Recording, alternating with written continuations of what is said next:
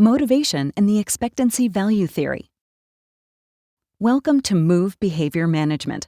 MOVE is an acronym for Motivation equals Value times Expectancy, based on the Expectancy Value Theory. There are many theories of motivation and education, but the Expectancy Value Theory is the easiest to put into practice, and it subsumes all the others.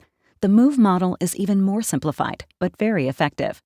To better understand the MOVE theory, let's look at some examples of the theory at work. Assuming you don't speak Mandarin, what if I offered to give you $100,000 to learn to speak Mandarin? You would likely value $100,000, and given enough time, support, and effort, you might expect that you could learn Mandarin. Given those circumstances, you might be motivated to learn Mandarin. When we look at the MOVE formula, we can see that you have some value and some expectancy, and therefore some motivation. We can assign values in the formula to help better understand how it works. Let's say your value of getting $100,000 is 10 and your expectancy to learn Mandarin is 10. When we multiply those, your motivation is 100. This could be enough to motivate you to learn Mandarin.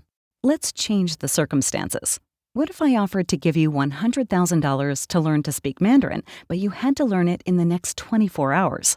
You'll likely still value $100,000, but you would not expect to learn it in 24 hours. Let's look at the formula to see your motivation. Let's say your value of getting $100,000 is 10, but now your expectancy to learn Mandarin is 0. When we multiply those, your motivation is 0. When we don't expect to be able to complete a task, we will not attempt it, no matter how much we value the outcome. Let's look at an example from the classroom. Meet Mr. Azim. My students are not motivated to complete the bell ringer at the beginning of the class period. Can you help?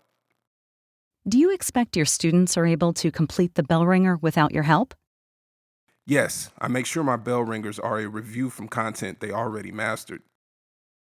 Tell me what happens after a student completes the bell ringer. The students write their answers to the bell ringer in their journal. Then we go over the correct answer as a group. Do you check to see if students completed the bell ringer before you go over the answer? No, we just review as a whole group. Do you grade their journals to make sure they're completing the assignment? No, all my daily grades are from independent work they complete in class. Let's look at the MOVE theory to see how you can build in structure to motivate your students. When we look at the formula, we can see that your students have high expectancy. They're completing a task previously mastered.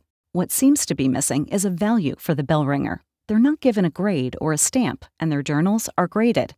So even though their expectancy is high, their value is 0.